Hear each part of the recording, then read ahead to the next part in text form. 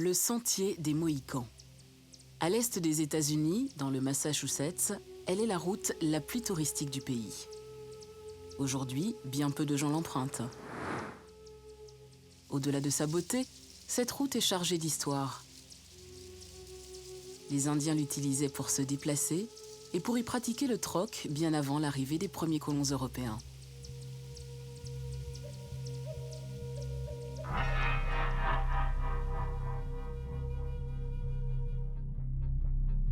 L'arrivée du Mayflower en 1620 transformait cette piste à tout jamais. Au début, Indiens et pèlerins s'entendent, mais très vite, les nouveaux arrivants vont pousser vers l'ouest. Et ils empruntent la piste pour y parvenir. Un chemin de terre qui devient une route goudronnée. Les villes que l'on traverse pour aller de Boston vers les Grands Lacs racontent cette histoire. À commencer par la petite ville de Berlin.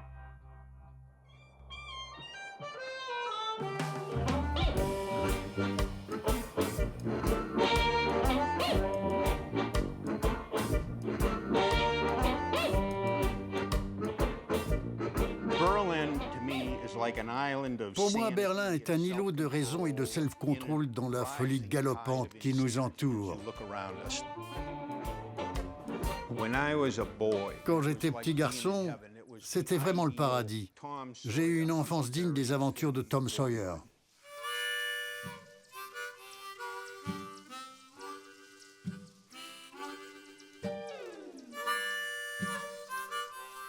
Je m'appelle Walter Bickford, j'habite Berlin, dans le Massachusetts. Mes racines sont en Nouvelle-Angleterre, mes ancêtres sont les Fuller, qui sont arrivés sur le Mayflower. Les colons de Nouvelle-Angleterre ont longtemps combattu les soldats de Sa Gracieuse Majesté. On les surnomme les Yankees. La plupart des gens sont des Yankees ici.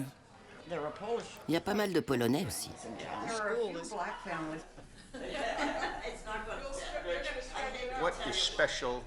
Ce qui me plaît à Berlin et ce qui correspond à ma philosophie, c'est que c'est une ville pleine de probité, d'humilité, de légitimité, de substance, sans aucune superficialité.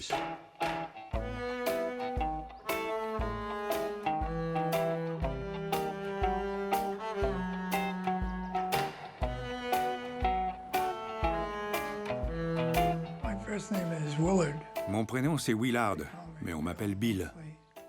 Et mon nom de famille, c'est Wheeler. Moi, c'est Tim. Timothy Wheeler. James Wheeler. On habite tous Berlin. La ferme appartenait à mon arrière-grand-père. Mais maintenant, le grand-père, c'est moi. On est fermier depuis plusieurs générations. James est la 7e génération de la famille à vivre de son travail dans cette ferme. Les fermes de Nouvelle-Angleterre sont petites et difficilement rentables. Il leur faut trouver d'autres sources de revenus, l'agro-divertissement. Que j'explique quoi? L'agro-divertissement.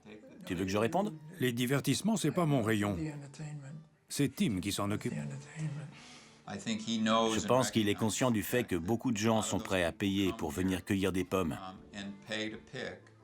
Parce que c'est amusant et que c'est un loisir qui convient à toute la famille.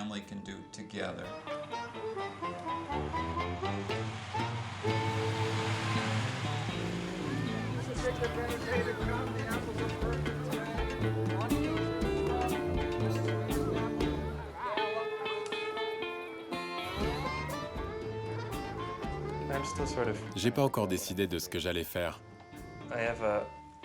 J'ai fait des études d'histoire, alors...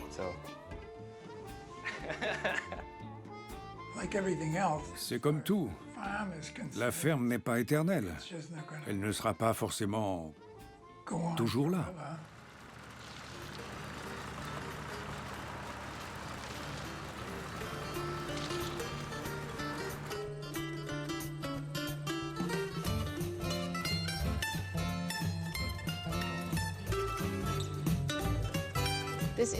C'est une belle église, non?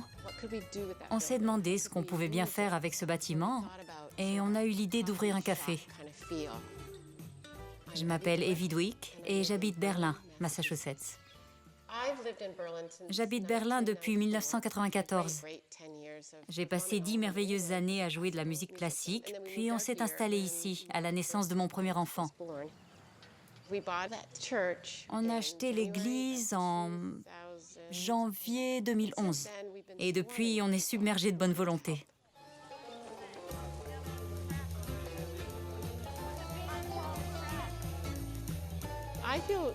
J'ai eu la chance que les gens d'ici m'acceptent dans leur communauté.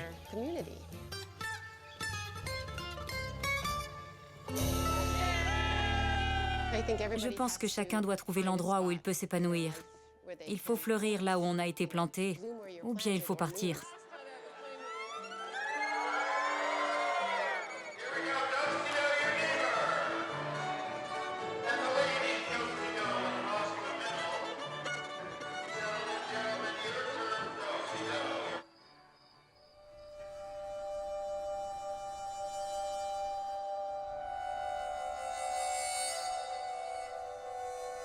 À l'ouest, les forêts se font plus denses.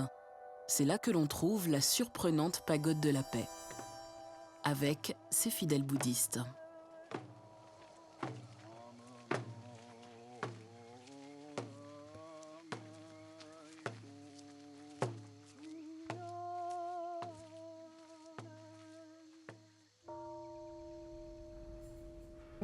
Je m'appelle Claire Carter. Je suis religieuse à la pagode de la paix de Nouvelle-Angleterre. Je m'appelle Gyoe Kato. Je suis moine à la pagode de la paix.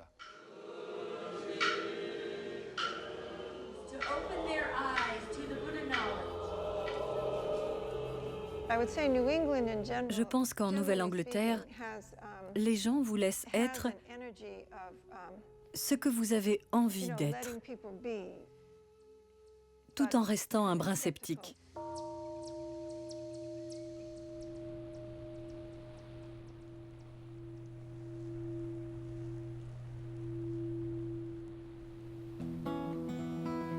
Certaines des universités américaines les plus renommées se trouvent en Nouvelle-Angleterre. À la fin des années 60, nombre d'intellectuels recherchent une vie plus simple, plus proche de la nature. Ils s'installent à Wendell, où la propriété immobilière reste abordable.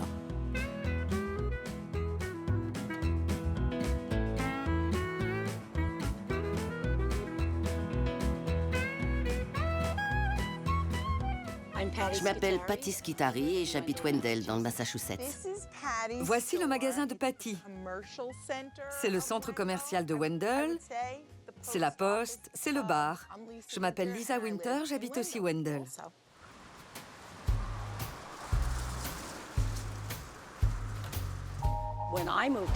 Quand je me suis installée ici, il y a 18 ans, il y avait plein de gens qui vivaient dans des tipis, sans eau, sans électricité. J'en croyais pas mes yeux. J'arrivais de la banlieue new-yorkaise. On est de Long Island. On est deux filles de Long Island. C'est le hasard qui nous a réunis ici.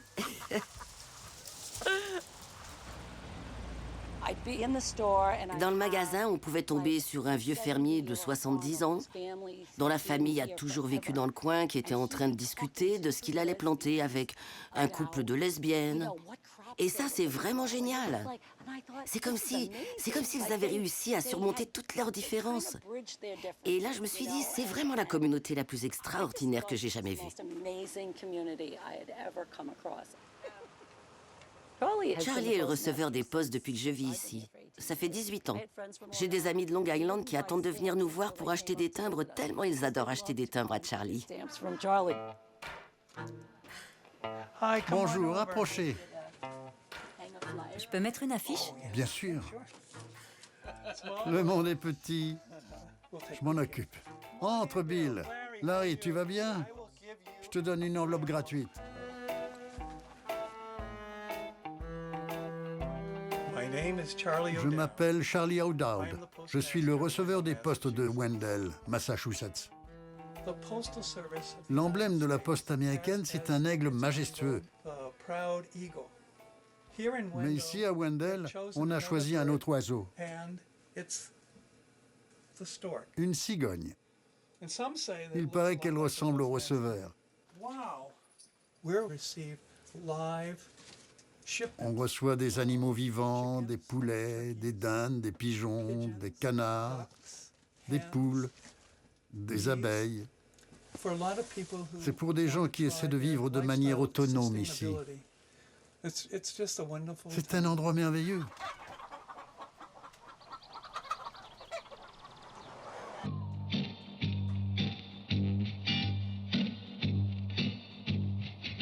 À l'approche de la montagne, la route devient de plus en plus sinueuse.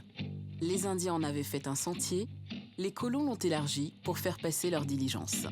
Mais tout sera à nouveau modifié avec l'automobile. La voie est pavée et encore élargie pour devenir la première route touristique du pays, avec son célèbre virage dit de l'épingle à cheveux.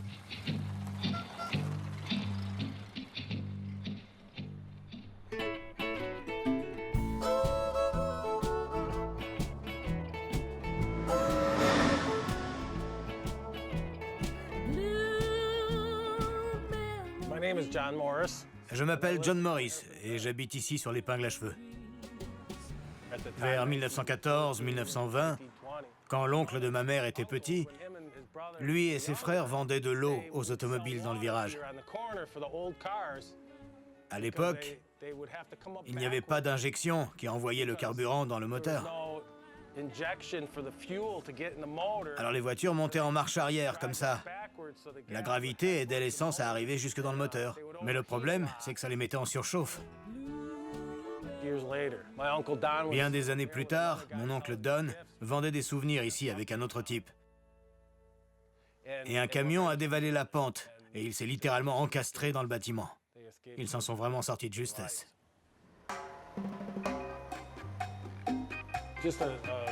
Voilà une coupure de journal sur la circulation ici, il y a 45 ans. Comme vous le voyez, c'était pas facile de se garer.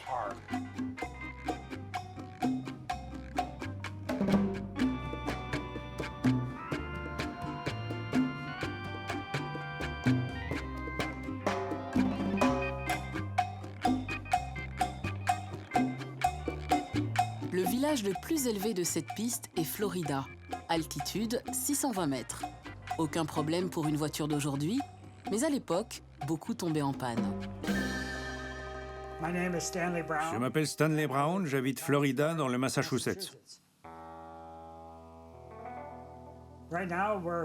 Nous sommes dans le garage que j'ai tenu pendant 31 ans. La piste des Mohicans passait sur les terres de mon grand-père. Mon père devait avoir 14 ans quand la route a été terminée. Cette photo a été prise en 1923. Ça, c'est mon père, Harold Brown, avec son assistant, Judson Gorman. La voiture est une Buick Super 6 modèle 1922 qui appartenait à mon père. Il a vu qu'un garage ici aurait un gros potentiel.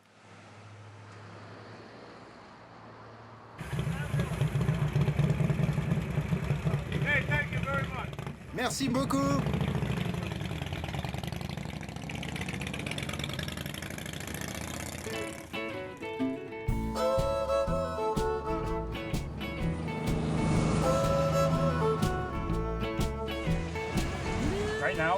On est au Whitcomb Summit. C'est le point culminant de la piste.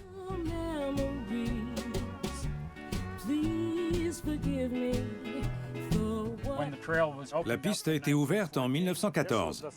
Ça, c'est la première épicerie ouverte au sommet. Ça doit dater de 1932, quelque chose comme ça. Le menu complet était à 65 cents. C'était pas trop cher.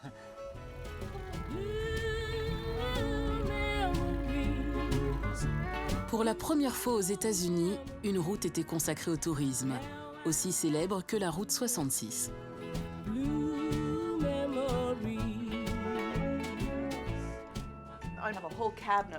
J'ai un meuble rempli de salières et de poivrières. Ces petites chaises viennent de la piste des Mohicans. Sans ces souvenirs, on ne peut pas comprendre ce qu'était vraiment la piste. Je m'appelle Nancy Fitzpatrick.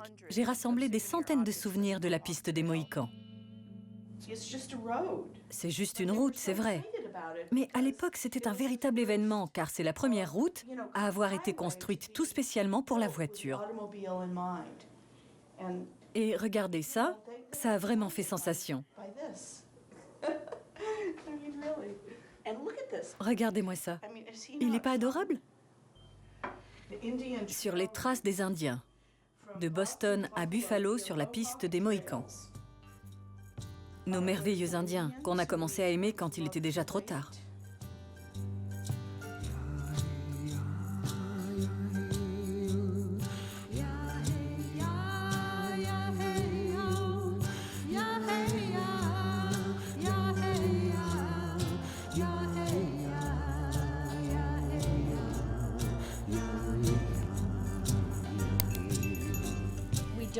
Il n'y a plus d'Indiens par ici.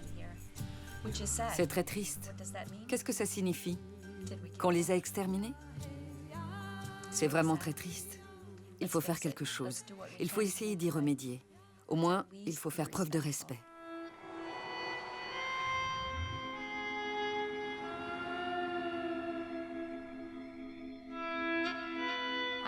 Je m'appelle Eileen McCusker-Rauch de Shelburne Falls, dans le Massachusetts. Nous sommes à la Big Indian Shop sur la piste des Mohicans. Le gros Indien dehors fait 5 mètres de haut. Il est là depuis 1954. Je sais que ce n'est pas un Indien de la région. C'est un Indien des plaines. C'est un peu bête, mais il est très grand, il est très mignon, et tout le monde l'adore.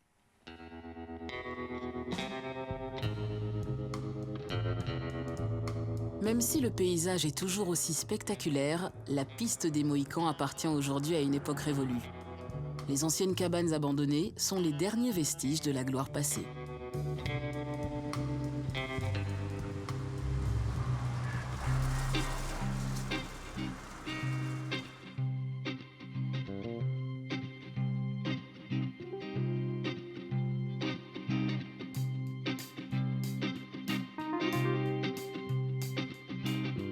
De l'autre côté de la montagne, la piste nous conduit vers la petite ville de North Adams.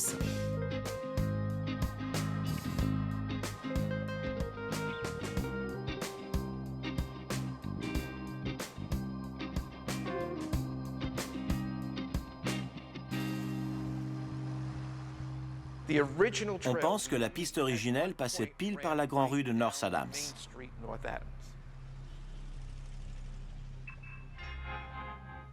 Je m'appelle Robert Campanile, j'habite North Adams dans le Massachusetts.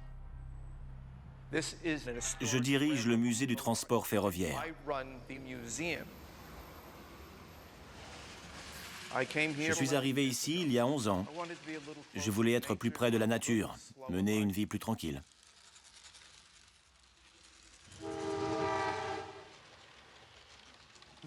La fresque qui est derrière moi est probablement la plus ancienne représentation qui existe de North Adams. North Adams, au début du 19e siècle, était à la pointe de la révolution industrielle américaine.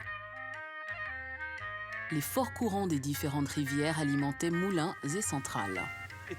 Dès le début, North Adams a été une ville industrielle et c'est resté une ville industrielle jusqu'à la fin des années 50 ou au début des années 60, quand tout a changé et que les usines ont fermé.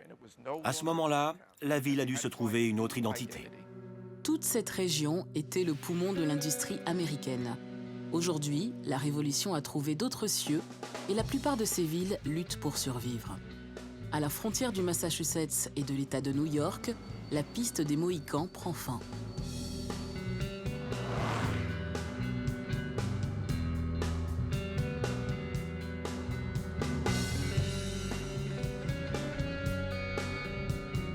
C'est ici que s'élève Amsterdam, ville florissante car elle fut pendant longtemps le point de passage de tous les convois qui prenaient la direction de l'Ouest. Aujourd'hui, seules les cheminées témoignent de cet âge d'or.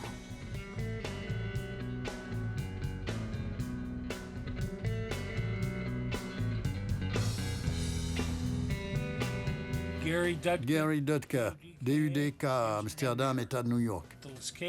On l'a hissé et fixé là-haut. Et on a installé l'éclairage. Il suffit de la brancher et elle s'allume.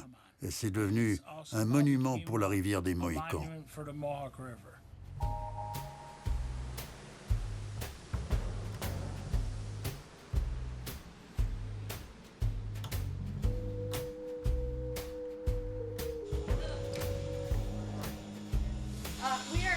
Nous sommes à Amsterdam, dans l'État de New York.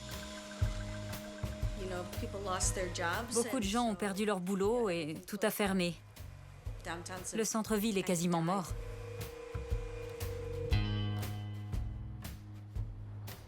Les bâtiments se sont tellement vidés que les habitants ont décidé de décorer les fenêtres pour redonner un semblant de vie au magasin. Ainsi peut-on croire qu'ici travaille encore un marchand de glace.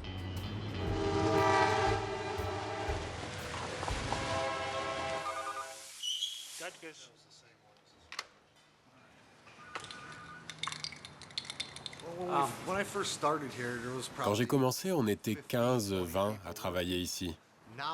Maintenant, on n'est plus que 4. J'ai des gosses. Je veux les élever pour qu'ils aient une vie meilleure. Et j'espère qu'ils réussiront à se barrer d'Amsterdam. En fait, il n'y a rien ici.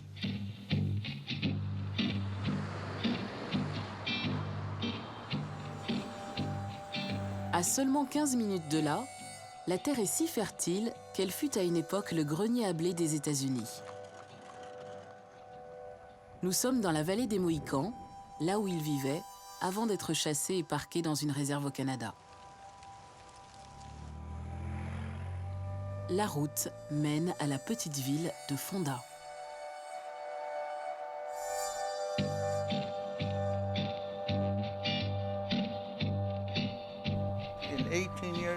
Il y a 18 ans, je suis revenu dans la vallée des Mohicans, parce que c'est ici que se trouvait un des principaux villages du clan de l'ours.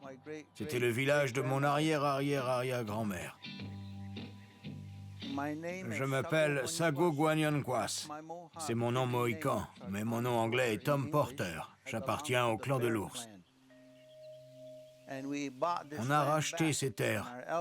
Nos anciens étaient furieux qu'on doive racheter nos propres terres, mais on ne voulait pas d'ennui, et on a racheté les terres. Depuis qu'on est ici, on enseigne notre culture et nos traditions, et on fait aussi des cours de langue. C'est devenu un lieu spirituel important pour les Mohicans. Cette vallée est la patrie du peuple mohican depuis des milliers d'années, bien avant l'arrivée des Européens.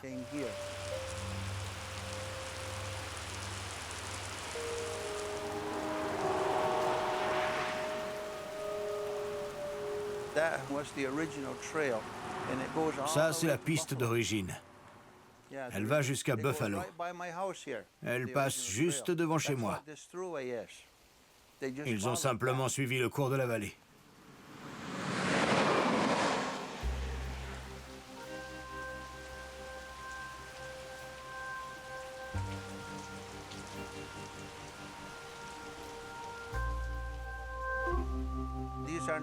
Ce ne sont pas du tout des Mohicans. Ce sont simplement des Américains pur jus qui se font de l'argent en exploitant l'histoire indienne. C'est comme un serpent à sonnette qui a changé de peau. On voit la peau, mais elle est vide. Il n'y a aucune vie, aucune âme.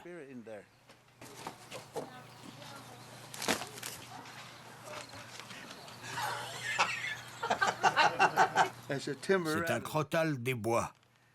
Mais il a plus de 100 ans. Il a été empaillé il y a 100 ans. C'est mon copain.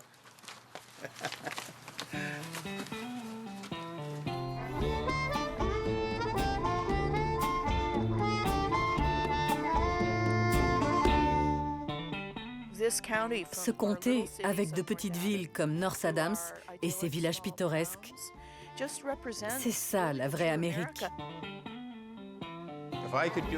Si je pouvais, j'enlèverais tout ce macadam et je mettrais des routes de terre à la place, comme au bon vieux temps.